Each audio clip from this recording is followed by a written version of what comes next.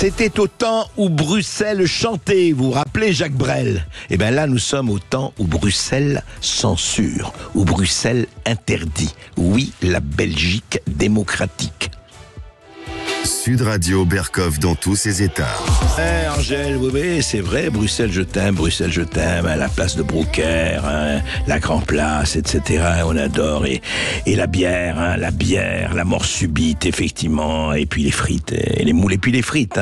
On va pas recommencer à faire du Jacques Brel, mais là, il y a quand même un vrai problème en ce moment, il faut le dire, à Bruxelles.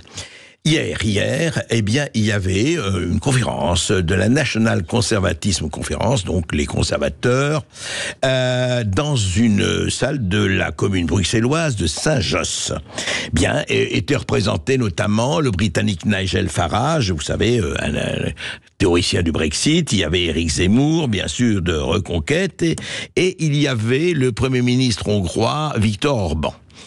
Eh bien, au milieu de la conférence, avait commencé le matin, et au milieu de la conférence, monsieur Emir Kir, le bourgmestre de Saint-Josse, on dit pas maire en Belgique, on dit le bourgmestre, a annoncé avoir pris un intérêt d'interdiction pour garantir la sécurité publique. C'était une conférence, c'était pas une manifestation. Les gens étaient dans un endroit absolument fermé dans une salle. Eh bien, monsieur Emir Kir a pris l'arrêté du bourgmestre pour interdire l'événement National Conservatism Conférence pour garantir la sécurité publique. À Etterbeek, à Bruxelles-Ville et à Saint-Josse, l'extrême droite n'est pas la bienvenue. Et alors là, il y a eu effectivement des réactions, y compris en Belgique. Le Premier ministre belge était vent debout. Et puis ici, y compris des gens qui n'ont vraiment pas d'atome crochu, ni avec le Rassemblement national et encore moins avec l'extrême droite, ont dit, mais attendez, il se passe quoi là? En fonction de quoi, monsieur Emir Kir, dont on dit par ailleurs qu'il est très proche des louis-gris turcs, il faut le savoir, monsieur Emir Kir interdit.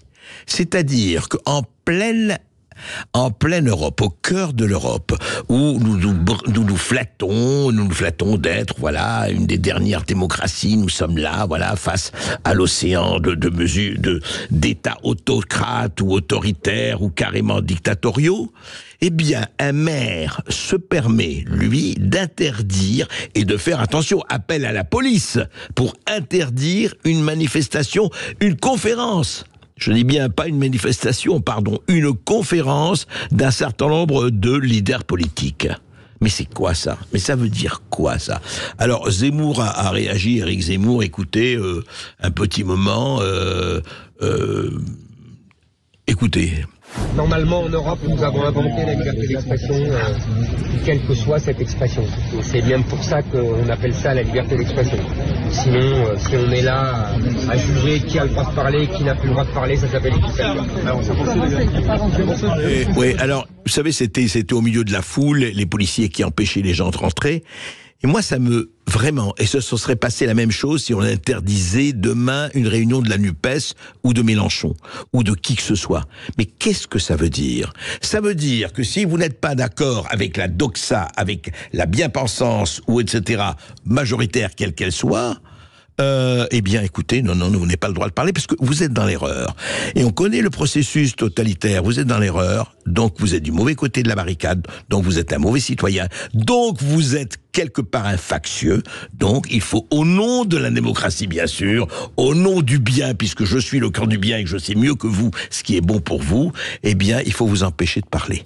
Nous sommes quand même, est-ce que nous en sommes là? Et bien sûr, je ne compare pas la Bruxelles, la Belgique et la Corée du Nord. Je ne compare pas les policiers qui viennent effectivement vous mettre en prison. Je ne compare pas avec l'Iran, où les femmes sont traitées comme elles sont traitées. Et puis, enfin, un certain nombre de pays. Mais quand même, il y a là quelque chose qui appartient à la dérive. Et une dérive extrêmement dangereuse.